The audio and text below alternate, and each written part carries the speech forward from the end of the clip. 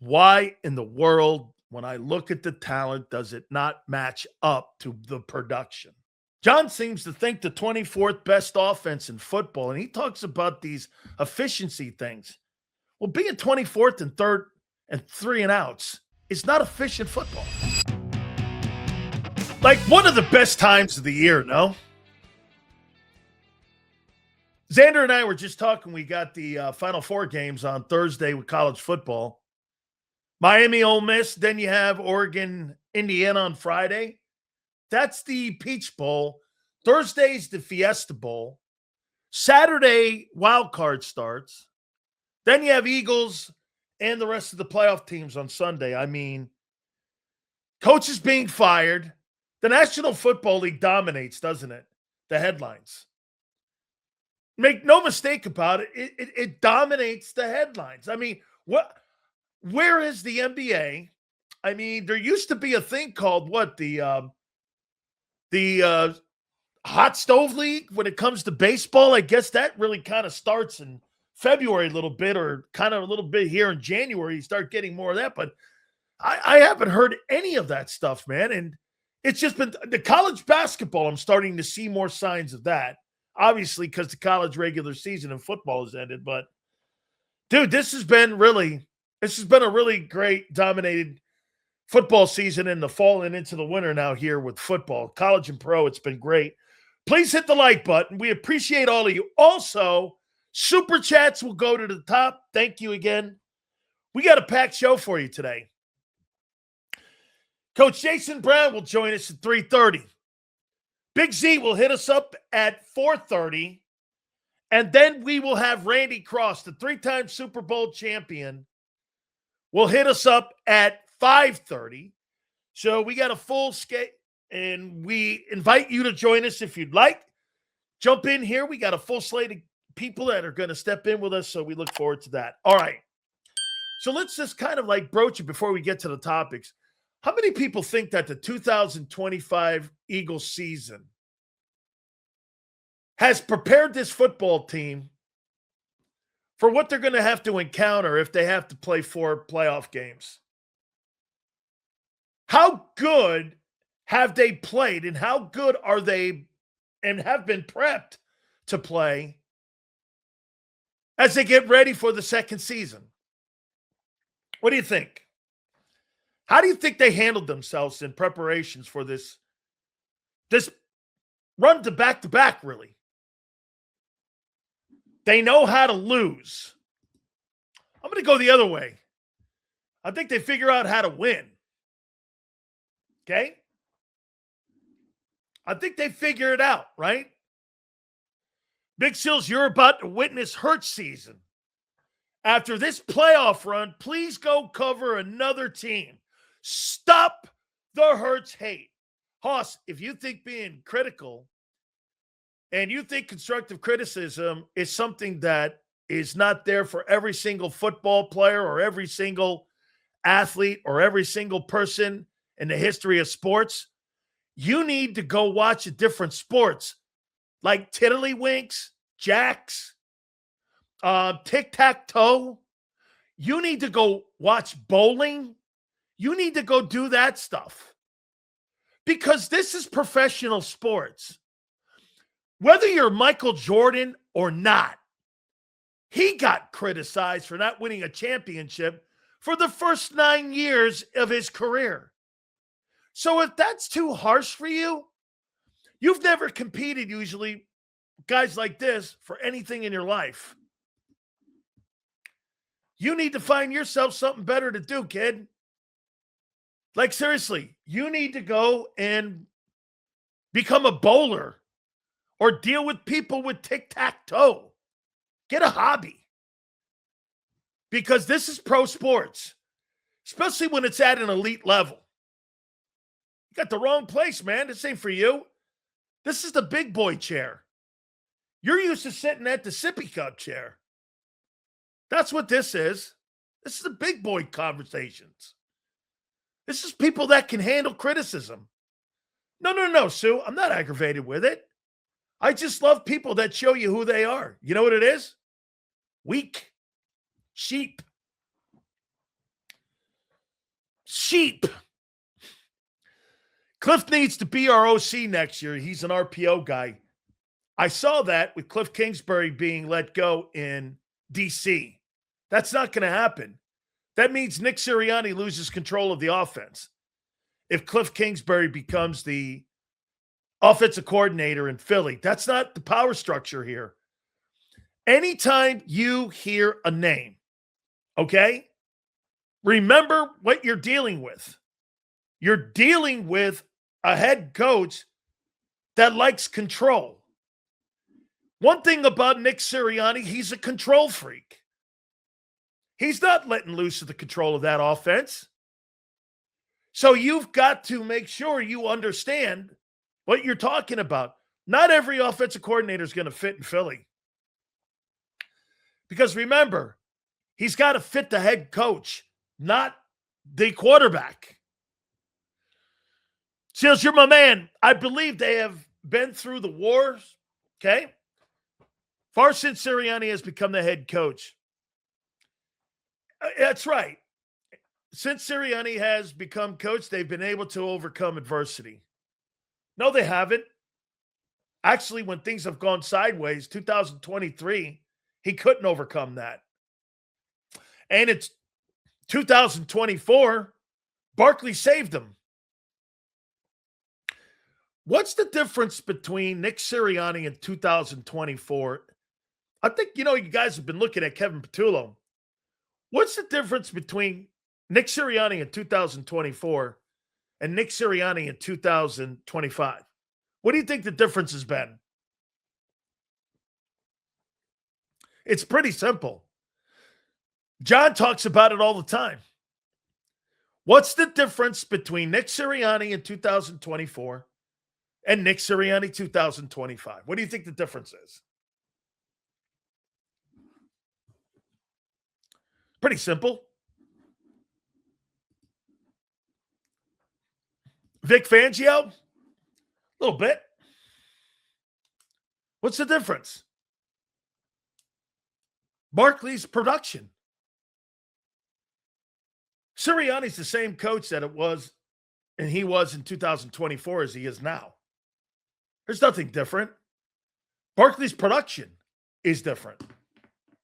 Dude, they're the same guys theoretically in the building. You're telling me that much of a difference because Kellen Moore's not in the building?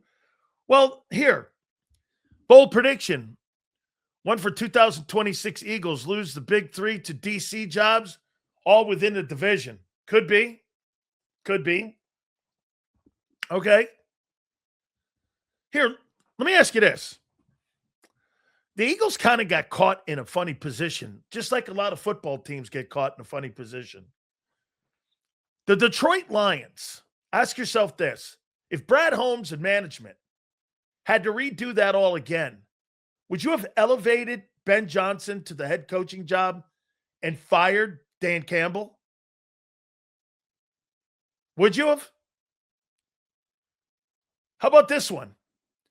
If you knew what you knew now with Liam Cohn, and the Glazers knew that Liam Cohn was a good coach, they tried to make him the highest paid offensive coordinator.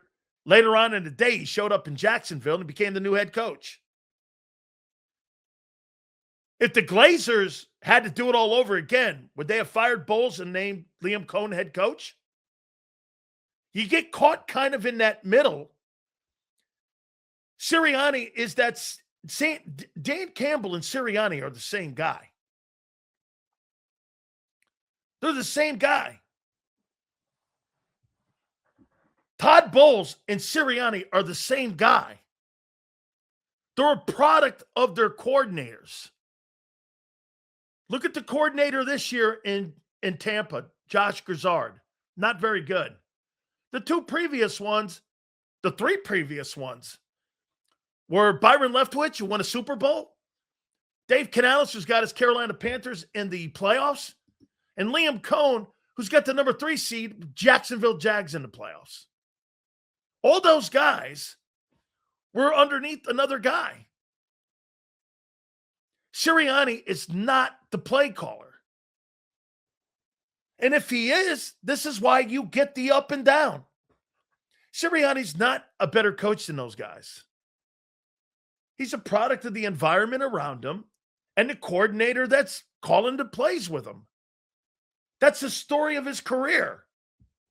Shane Steichen helped develop Jalen.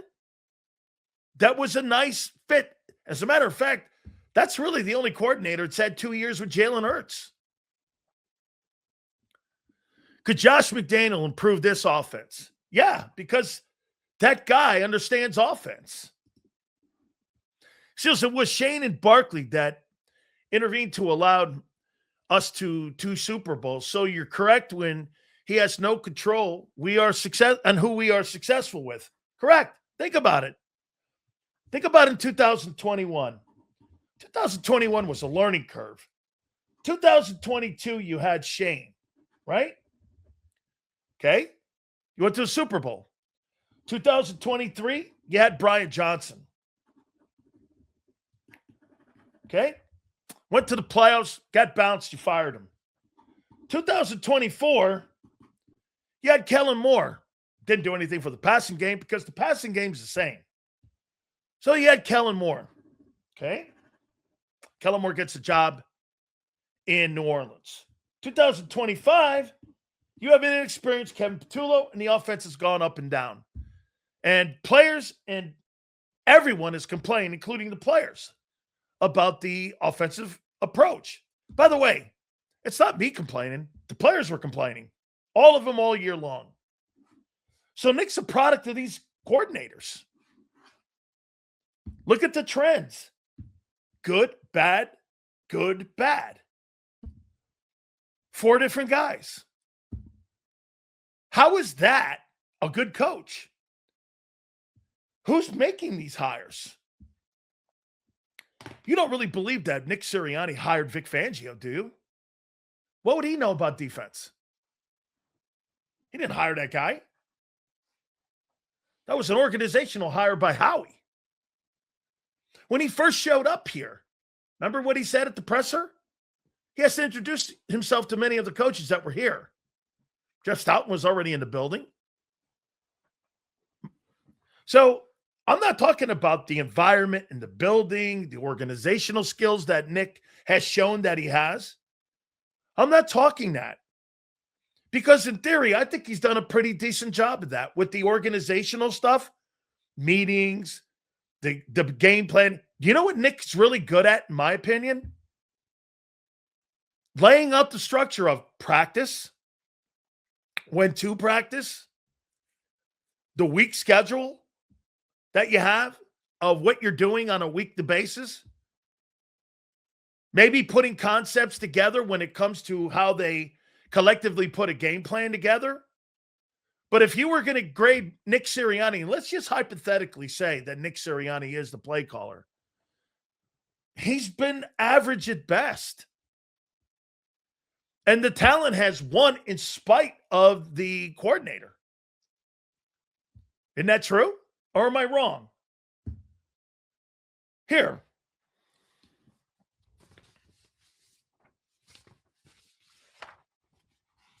This is what you've done this year. For the 2025 NFL season, here's the Eagles in a nutshell. This is week to week, and this has gone off what you did in every single game this year in 17 NFL games. And I get it. You're looking at, and you know what people want to do? They want to dismiss what you did for how many months? 4 months since September? September, October, November, December, January. 5 months. You want to dismiss some of the shit that you did and want to look at the book halfway and read only the good shit. Well, there's this full story here. Okay? There's a full story. See this guy right here? Make this shit up? There's nothing being made up. I'm going to tell you who you are right now. This is who you are. For 17 football games this season, Nick Sirianni's offense is 24th. Every single time I turn on Birds 365, you know what I hear Xander Krause talking to John? Why in the world when I look at the talent, does it not match up to the production? John seems to think the 24th best offense in football, and he talks about these efficiency things. Well, being 24th and third and 3 and outs is not efficient football. They're 24th, 25, 26, 27, 28, 29, 30, 31. They're the 8th worst team in pro football in 3 and outs offensively. Is that shit made up? Do you think that's made up? That they're the 8th worst football on third down? That's not what you've done for 17 games. How is that made up? How's that made up? These are facts for 17 games. It's not made up. You don't want to hear it. Here's the offense. Once again, a year ago, you were 26th in passing. You got 3 places better. You're 23rd. You're the 9th worst passing team in football for 17 games. 9th worst passing game with A.J. Brown and Devontae Smith, Saquon Barkley, and your guy, Jalen Hurts. Get this. This is not a lie. This is what you've done for 17 games. Why are you disputing the facts? By the way, 11-6, you're in the middle of the pack of the playoff teams. It's not an exceptional record. There's like 7 teams with better records than you. And the teams that tied you at 11-6 beat you. Let me see this in the playoffs. How many NFC teams? Let's see. NFL playoffs. Let's go over here to the NFC side. And let's see the teams that have qualified. You lost to the Bears, and you've beaten the Rams and the Packers. So you've beaten 2 teams out of the 7, and you've lost to one of them. Okay? And how many teams won 11-6? Let's see.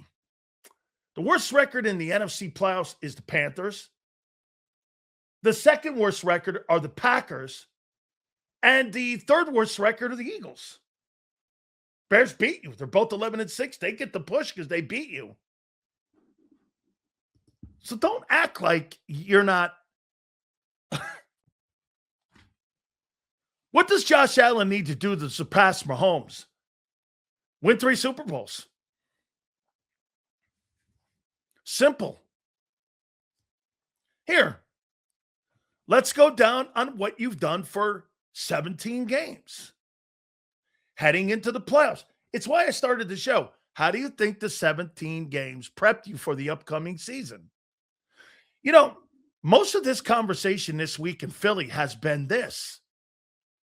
Are you ready? You're going off of legacy, not off of what you've done in 25. You're dismissing the 25 season, and you're going off of what you've done the last 5 years. More so than who you are now. Okay? It's a way to look at it. I'm not saying that's totally wrong. You're 18th. You went from the second best rushing attack in pro football to the 18th. 17 weeks. Like, I agree with M. Reyes. Watch the offense. Use your eyeball test. Silz, are you suggesting with the way we played during the season is to carry over and not be able to repeat? Or is it going to be more about matchups? A little of both. If you think you're going to flip a switch, you haven't all year, but now you are. Because why? It's the postseason. And what's the line? Amped up? Different approach? Your offensive coordinator is going to become a savant like Kyle Shanahan? Come on, man. Stay in reality with me here. It's funny. When you watch something for 5 months and you don't believe it, you're in denial. How are you not in denial? I mean, you've had a good season this year. Great season? I wouldn't say a great season. Not in Eagle standards. Would you agree? In the last 4 years, would you say that this was a great year, an average year, or a spectacular year? What would you think? What do you think? By the way, that's competing with 2 14-win teams that you've had in the last 4 years. There's a standard that you set that's higher than other places. There's no question. There's standards. Okay? I would say a little better than average. We're going to be fair here in this conversation here. A good year. Okay. I'm good with that. Exceptional? Based off of what? Where did you improve from a year ago? Let me ask you this. Where have you improved from last year? Red zone offense? I think you got to look at the attempts that you get down there when you're down in the red zone, bud. Okay. Where have you improved? Have you not regressed offensively since a year ago? Let me see if they throw those out there. Hey, Kyle, do me a favor. Ask yourself this. Kyle, what were the numbers a year ago in 2024 and what they did? Total offense, I believe you were 3rd or 4th. You're 24th now. You improved a little bit offensively. You went from 26th to 23rd. You dropped significantly in your run game from 2nd to 18th. Scoring, you were 7th, I believe. Now you're 19th. And on 3rd down, I think you were in the top 5. Now you're 24th. Where have you improved? On offense. So you head into the playoffs with this falsehood that you've improved somehow. Where have you improved on that offense this year? I ask you again. Now, I will put this in here. And I will say this. Schedule's difficult. The weirdo not having back-to-back homes. Again, you're talking legacy. You're not talking performance. See this guy? This is not what you did this year. What is all your experience had you drop in every single metric this year in football? Every single metric you fell. Where was your experience this year? You have an 11-6 record, okay? Again, it's the 3rd worst record in the NFC playoffs. Now, records and schedules count. Do I look at your schedule and say the Eagles had a tougher road of it in 25 compared to the 49ers? Absolutely. Absolutely. You had a way more difficult schedule and more bumps and bruises. However, the NFC East really was nothing to scream. It was the 2nd worst division in football. The 2 teams and the 2 divisions that were the best were the North and the West. Those were the best.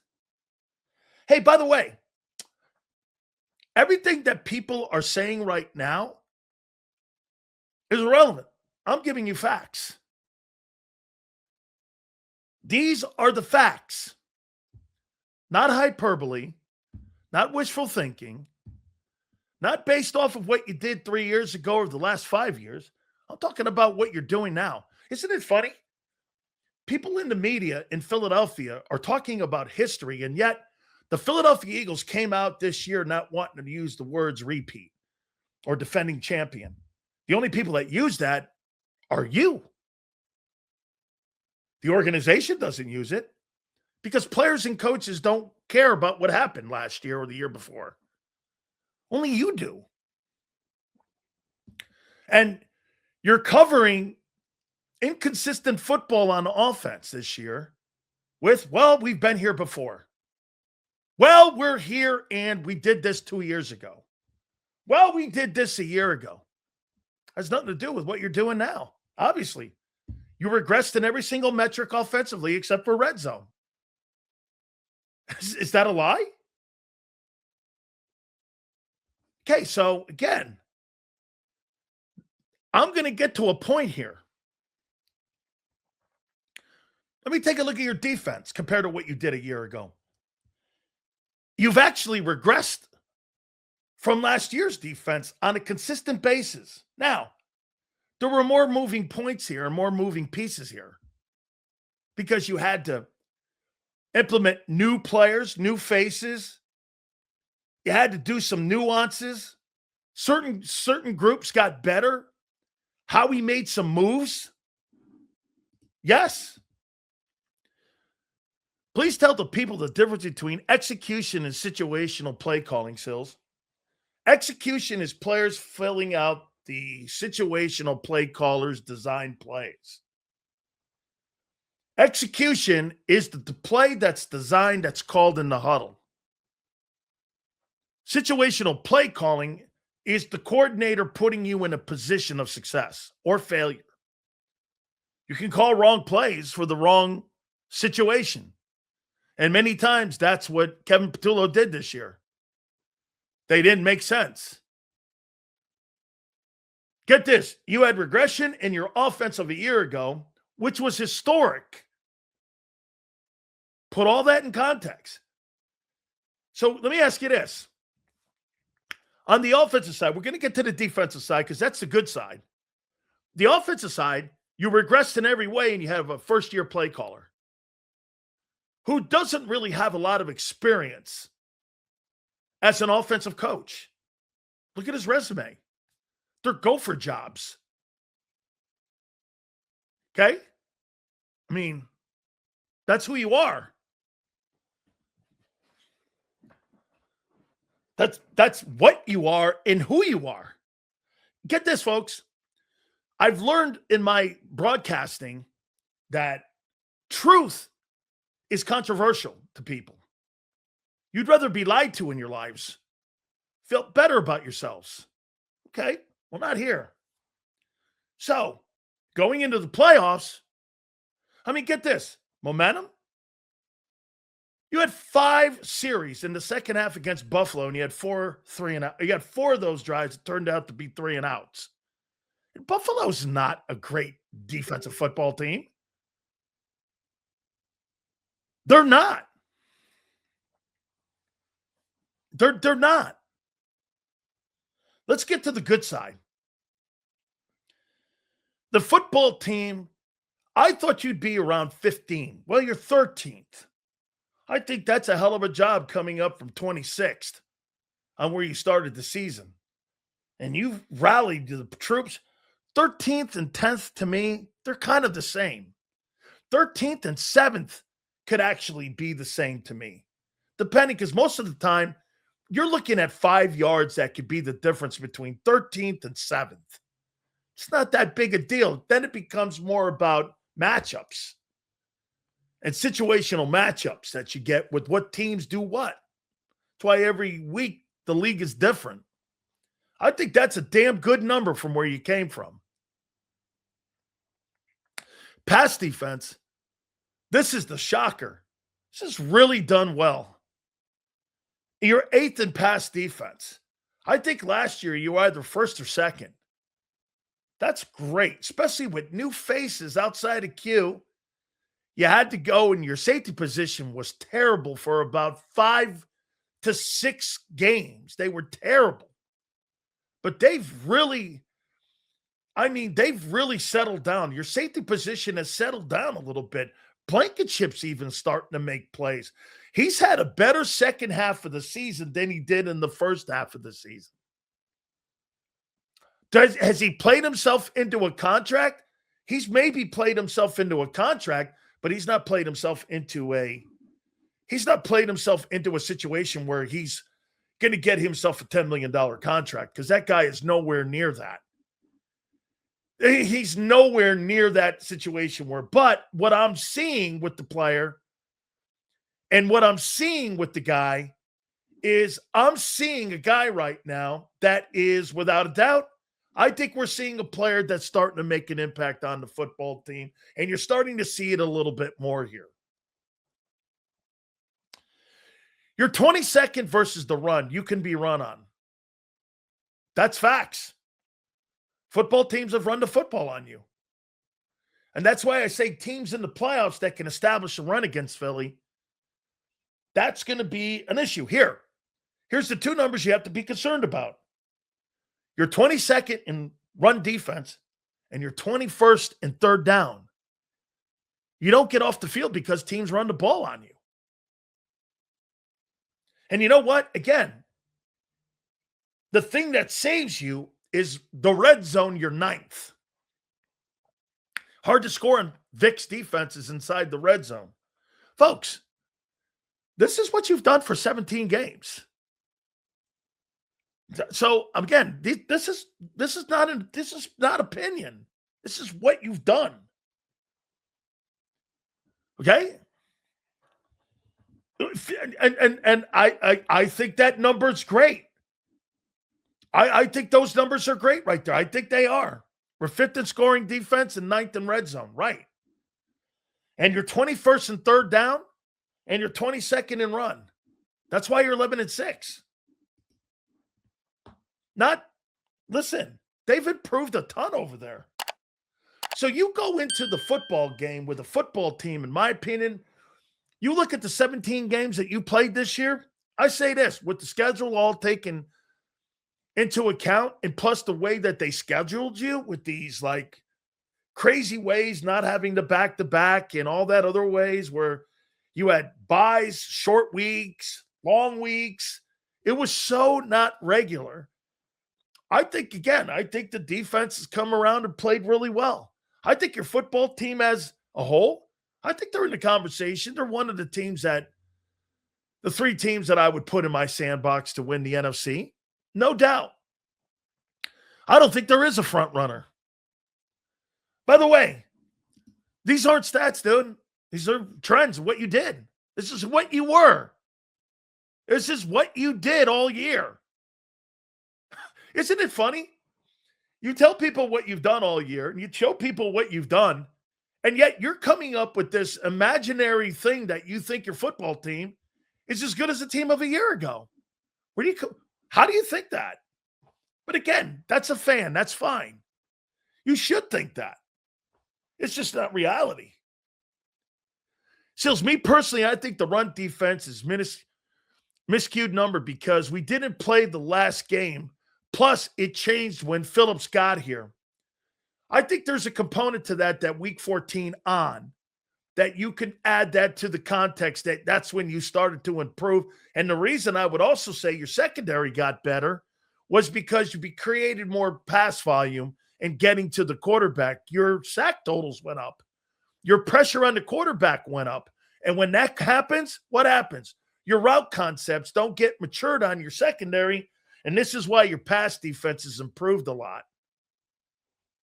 Fundamentals. When you added Jalen Phillips, you added a more fundamental football player at the edges. There's no doubt about it. Okay? Critics like Dan doubted the thing. Hey, again, doubted? Where have I doubted anything? I'm telling you who the frig you are going into the playoffs, guy. Nobody's doubting anybody. I'm telling you who you are for 2025's regular season. And you don't like hearing it. You want to hear glazed donuts is what you want to hear. Well, I don't know where you're going to get. There's plenty of shows, guys, for you to hear that on. Again, you're going into the playoffs with a bumpy offense and a massively improving defense. That's the storyline of 2025's Philadelphia Eagle regular season. Okay? I mean, here, let me ask you something, Coyote. How do you think how will Vic Fangio build his game plan versus the 49ers? Do you guys know how game plans are built?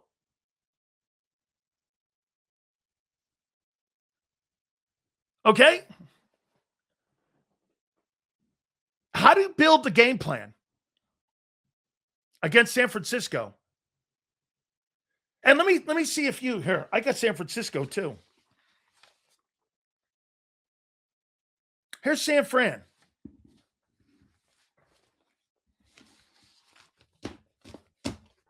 Get this. You see this one here? Carolina is going to beat the Rams again. Why? Because Carolina's big up front and they're physical. They went to Green Bay and beat the shit out of them up there. They beat the Rams. They've beaten the Cowboys. They've beaten teams that are considered some teams that could win a Super Bowl this year. I think that's a tough matchup for the Rams, actually, Carolina. Silz, Niners run a lot of motion. It affects the pre-snap and gives the leverage, forcing the D into late adjustments and communication issues. How will Vic combat that?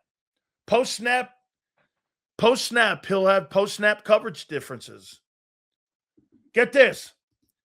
Trends are strengths and weaknesses. Well, where do you get that from, Shady? Shady, let me ask you something. If a football team runs seven stretch plays, 7 stretch plays out of 10, 7 stretch plays, okay? The other 2 runs that they like to do on first and second down, they like to run zone read blocks right up the middle, A, B, or C gaps, okay? And in those A, B, and C gaps, the San Francisco 49ers roughly get about 2.3 yards per play in them zone A, B gap runs. When they run the sweeps and they run those stretch plays, they get 4-1 at play. Now, what would you run if you're the 49ers? And then you turn around and you look at the defensive issues that maybe the Eagles would have. Don't you run a stretch play because the Eagles have kind of had issues on the stretch play? That's how you build game plans.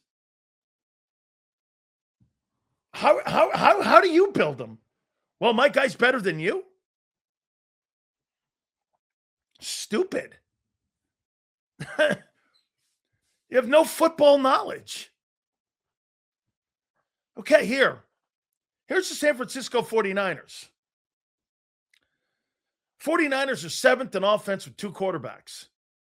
What does that initially tell you? Okay? 7th with two different quarterbacks. They're 7th in total offense this year. What do you think? Yeah, that's because you sat there and you analyzed the personnel and scheme tendencies based off of what? Your successes and your runs and minus runs. Which are what? The numbers that you've compiled to give you the success. I've built the game plan with our D coordinator before in the pros. My goodness. Guys, system. Okay? System. Okay? How about play calling head coach? System quarterback? I'm not sure what that means.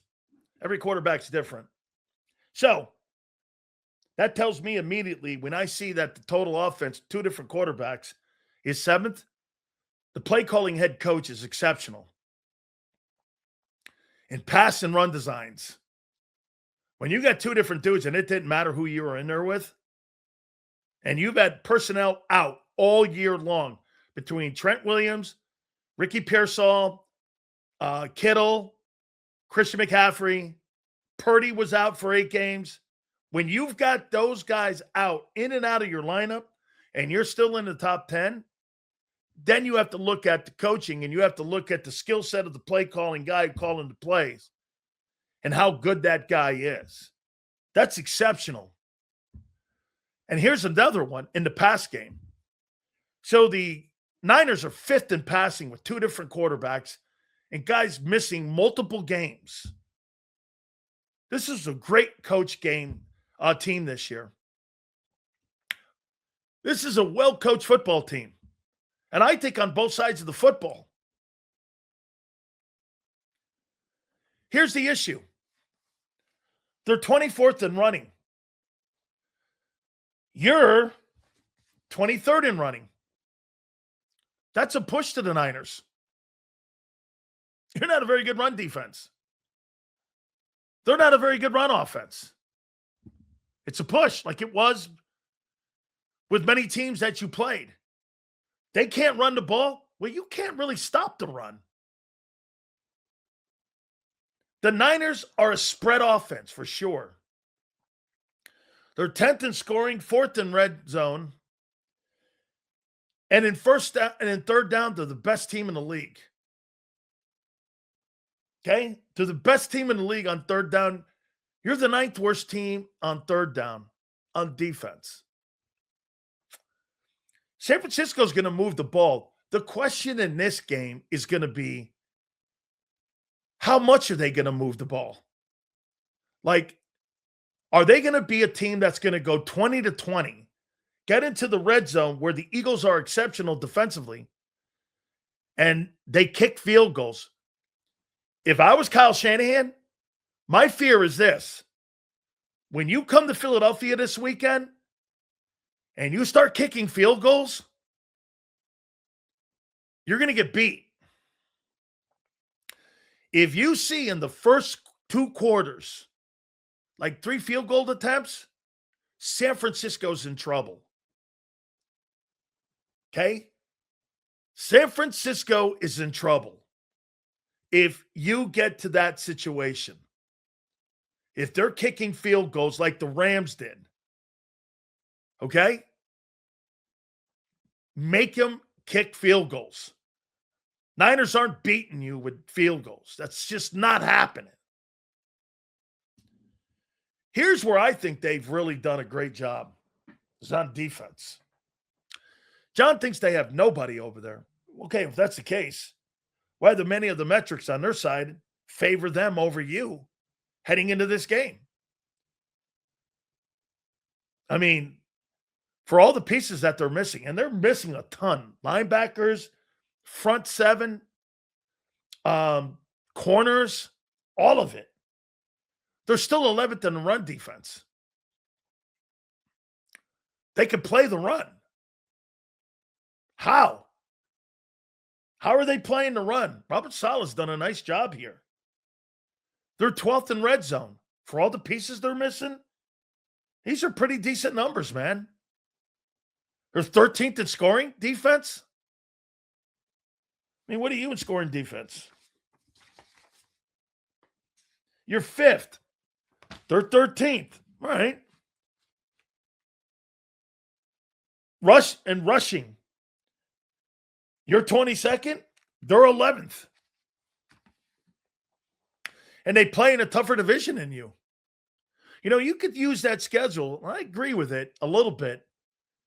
But they still have to play the Seahawks twice, and they still have to play the Rams twice. I mean, the Niners have to play those teams. You're not playing anybody like that in the NFC East.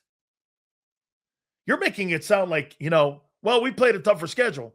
Yeah, you have. I agree. But they haven't played nobodies. They played 2 football teams. One team won 13 games. The other team won 14 games. And they played them very well, Seattle and the Rams. I mean, those are teams that are sitting at the top of the NFC right now. So they've played somebody. No, they haven't played nobodies. Abe, am I right? Is that correct? I didn't know that. Abe, did they split with San Francisco and Seattle? Did they split with both of them? I didn't know that. So if they did, this is, I was talking to Xander prior to coming on the air here. By the way, Coach Brown's going to join us at 3:30. Okay, so get this. They split with the Rams and Seahawks. Okay? I mean, Seahawks won 14 games, and the Rams won 12 games. Not bad. There's nobody in the division of the NFC East like that. Not bad. So when you say they haven't played anybody, they have played somebody. And get this, great call. And beat a team that beat you too, the Bears. So they split with Seattle and the Rams, and they've beaten the Bears. Sounds like a pretty good run this year for them, especially with all the injuries that they had. Okay? All right. Look, I think the key now, who is the key in this ball game heading into this game defensively for the Eagles?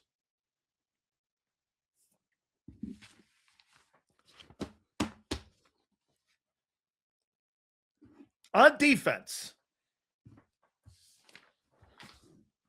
I'm going to draw something for you here. Who's the key?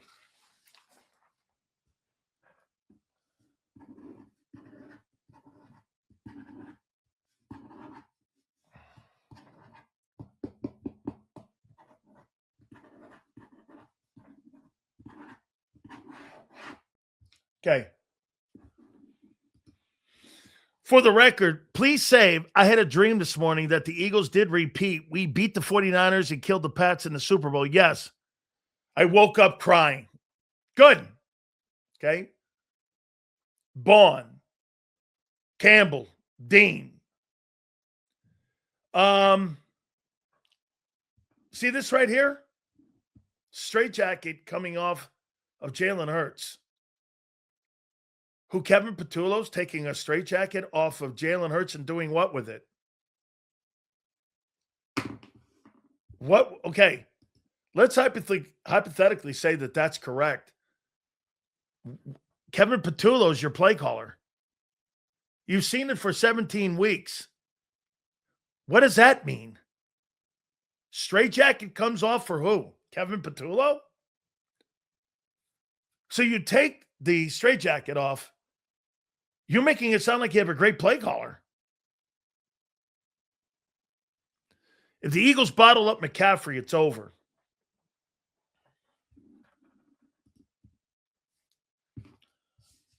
I got to get a chalkboard. My wife has one. There's that zone in the middle right there. They're going to try to run stretch plays on you. And I don't believe they're going to run at Phillips. I think they're going to run at Hunt. What's the one thing Hunt gives you of any football player on the field? I think he's got more skill right now, and he's showing more potential and skill than Bond. I think he covers better. He's got better hands.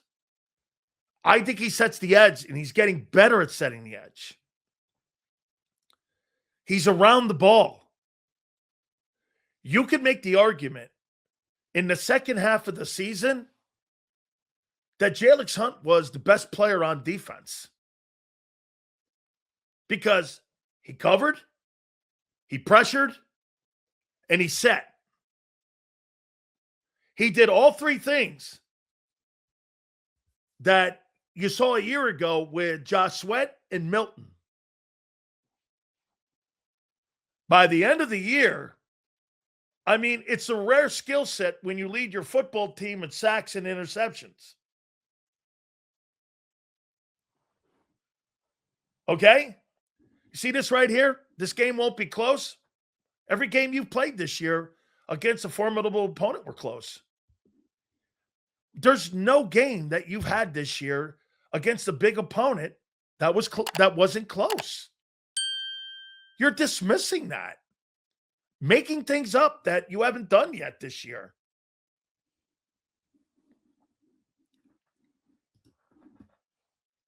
Silz got us beating the Winers. Silz, wake up. I mean, I don't know what you're talking about. I have no idea. Here, get yourself a nice new marker board. Actually, my wife has one, and I'm going to start using it. I will. Thank you very much, Emraz. Appreciate it. Fred Warner not playing. I'm not worried. That's what makes the defense go. Well, they've beaten Seattle and the Rams and the Bears this year without him. Because they have good coaching. And they got a heck of a general manager. I mean, you're dismissing them beating good teams. Okay. That's fine. Again, fans dismiss that stuff. Again, I don't talk like a fan. Because I'm not a fan. I talk as a football dude. Vic and I had the same language. I'll talk what Vic said. Vic will echo all the shit I said. You don't need to be as good as last year. We're good enough. Okay? Here, okay. Listen. Okay, here. Let's go what Vic said. I was going to wait. But why not? Let's go to what Vic Fangio said. See if he echoes what I said.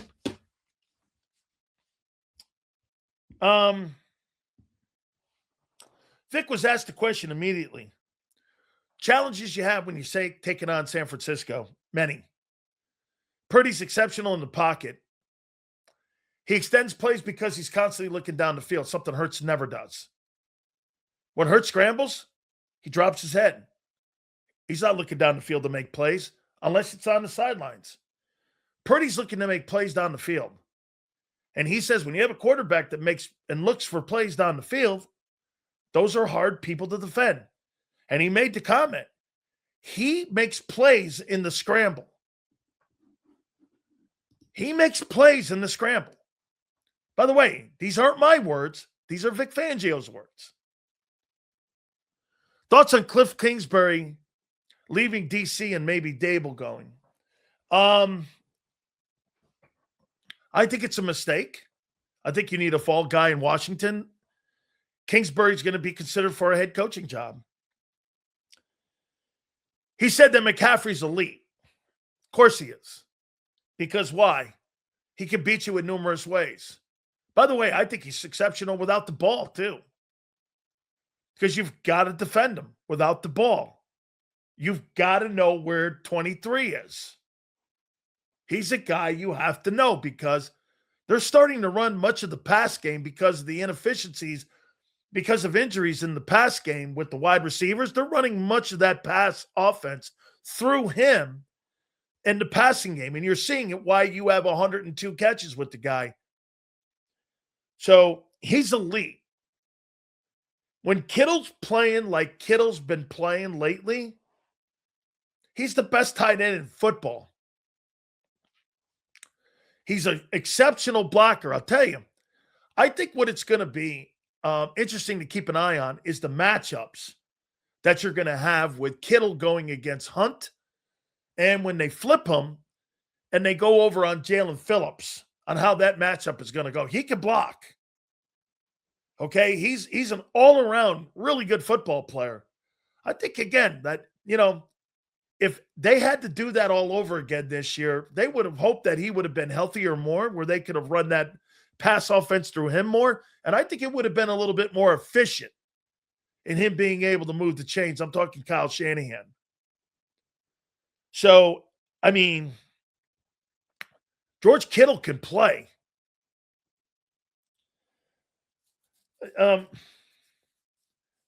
They come out of two-back a lot.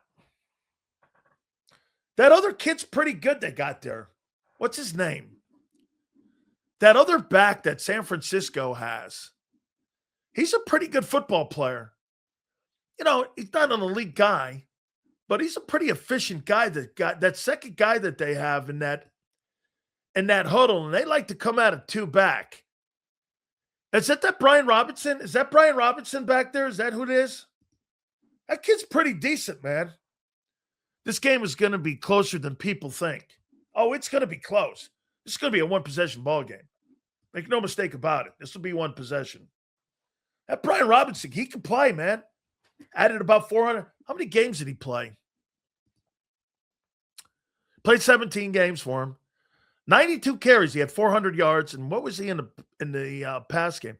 Look at the amount of players that had over 20 catches in this on this team. 1, 2, 3, 4, 5, 6, 7, 8, 9, 10. 10 players had over 20 catches in this offense this year. Let's put that in perspective for the Eagles and how they don't spread the ball around when you're taking that into context. How many people had over 20 catches? 1, 2, 3, 4. So they spread the ball around more.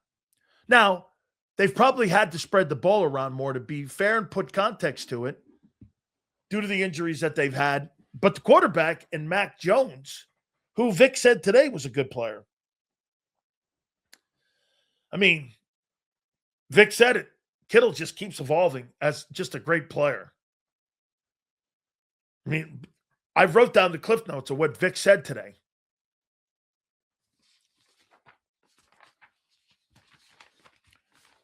Here.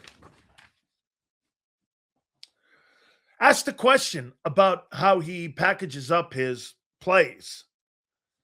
Vic said everything he does has a purpose. How is that different than Kevin Patullo? Everything Kevin Patullo calls doesn't have a purpose. That's why you see loafing by A.J. Brown on the backside. And I think that's a subtle shot. You want just me listening? Watch Eagle plays and watch how the players that are not involved play side, how they act. Kyle Shanahan designs plays where every single person has a key component in that restricted play that they are running. Every play he designs, every player has a purpose in that execution of the play. Okay? Every single thing that he does in his play designing, everyone has a purpose. You can tell he's got great respect for him. Okay? Got great respect. Again, he mentioned it.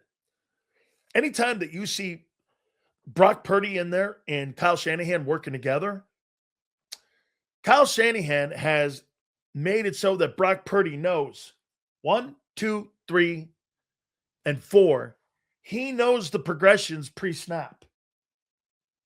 Purdy is exceptional in the pocket at reading and understanding and taking the intel into Kyle Shanahan.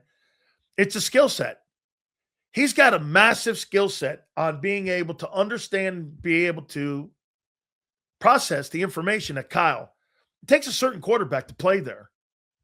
And as Vic said, Mac Jones should have went there first. And he's where he's supposed to be now. Why?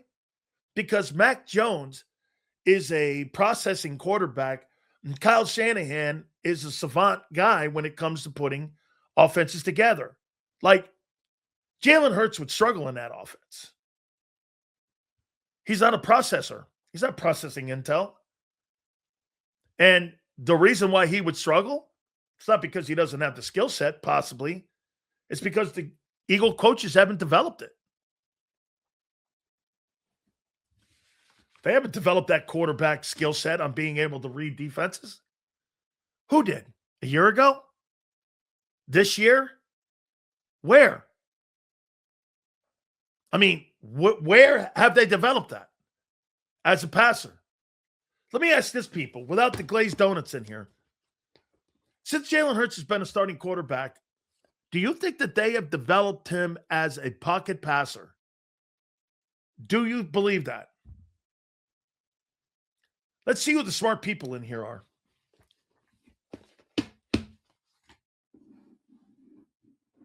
Have they? Okay, Bob. Do you think, Bob, that Kyle Shanahan has helped develop Mac Jones in his short time in San Francisco compared to what he did when he was in New England.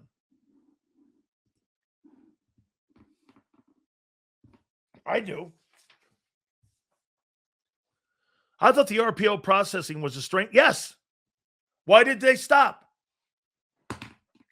I'm going to answer this question one last time. Hey, Beggs, and I'm not banging on you for this. Thank you very much. By the way, please hit the like button, guys. I appreciate you. Okay, ask yourself this. I thought the RPO processing was a strength of Hurts. I do too. Why did they stop?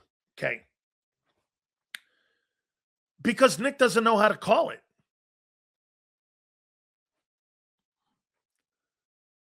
Why overthink it? Hey, Beggs, do you agree? Have they hired a RPO coach since?